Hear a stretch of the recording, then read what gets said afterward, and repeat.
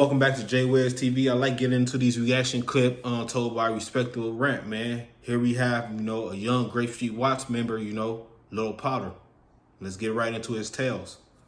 Right here, Lil Potter from Grape Street. That song great. Hey, listen, man. That song young. PC who? PRMOSB Jordan down Grape Street. Lil Potter, you know what it is on the dead homies. If you know, you know. If you know, you know. If you know, you know.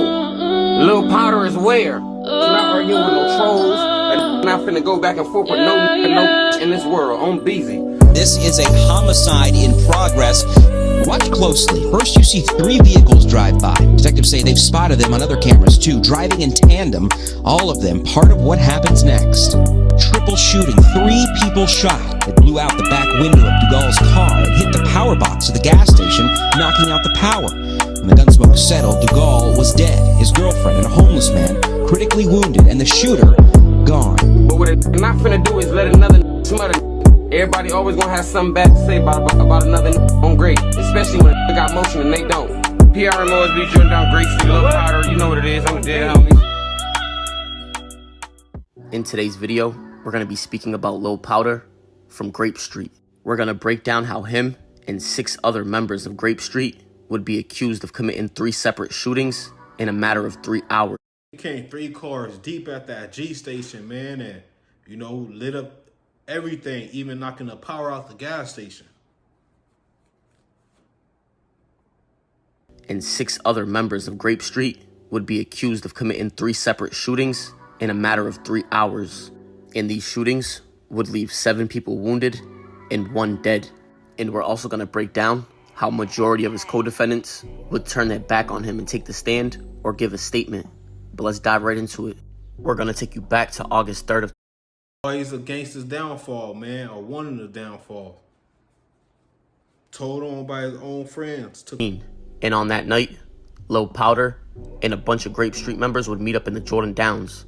And it's alleged that they would come up with a plan to retaliate against some bounty hunters. And allegedly a few weeks before they came up with this plan, somebody from Grape Street who was a high-ranking member would be murdered by a member of bounty hunters. But they're alleging that on the night of August 3rd of 2016, somebody named Vernon Williams, who was an alleged leader and shot caller for the Grape Streets, was the one that came up with that plan and told everybody what to do, and everybody followed at Williams' direction. They would all then jump into 3 separate cars and stay in communication on their cell phones. Williams, who they are alleging was the shot caller, would jump into a Mercedes with somebody named Bradford, and they would be the lead car, and their job was to look for the targets.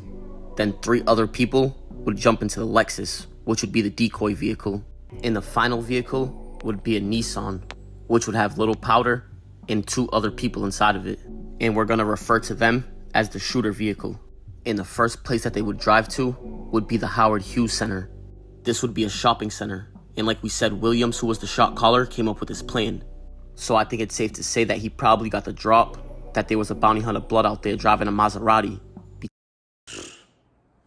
How he know that information? They not even catching nobody, and they going to the outskirts. Somebody had word one of their ops was driving a Maserati.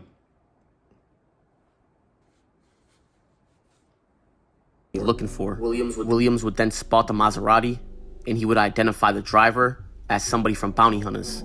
That's when the shooter vehicle that had Lil Potter in it would open fire on the Maserati, and all 3 people inside of the shooter vehicle would open fire on the vehicle, hitting the driver of the Maserati.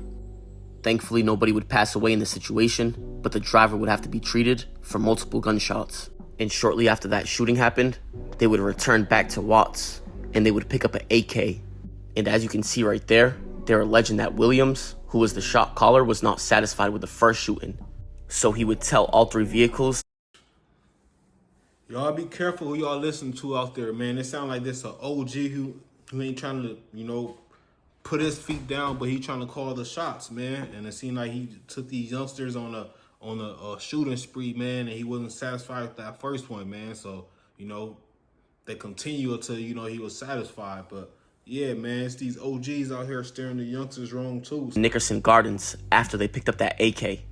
They would then pull up to the Nickerson Gardens and circle around a few times.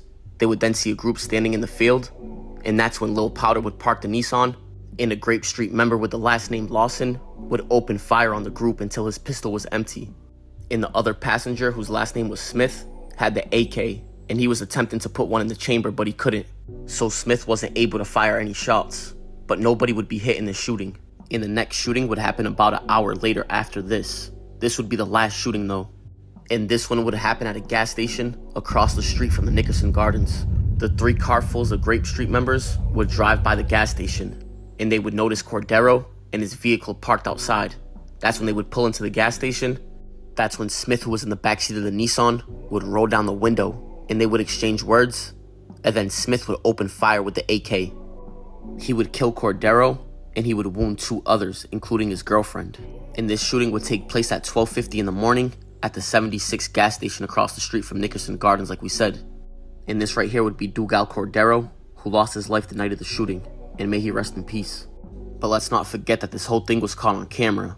So less than 2 hours after the shooting and the murder, the Lexus, who was the decoy car, would be pulled over and the occupants would be arrested.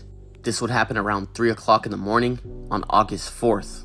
But later on that night of August 4th of 2016, the occupants of the Nissan would be pulled over and they would also be arrested. And this would be the car full of shooters. This would be the car with Lil Powder and 2 other people. And they would all be booked and arrested that same exact day of August 4th of 2016. As I'm in that clip there, man, like I said, it sound like an OG, calling the shots, having these This is an OG call. Inflict damage upon the neighborhood till he feels satisfied, But let me know your thoughts on this, man. This is the tale from, a dude from Grape Street Watts, man. Condolences to the dude who got killed at the gas station from bounty hunters. I'll get y'all in the next clip. I'm out. Peace.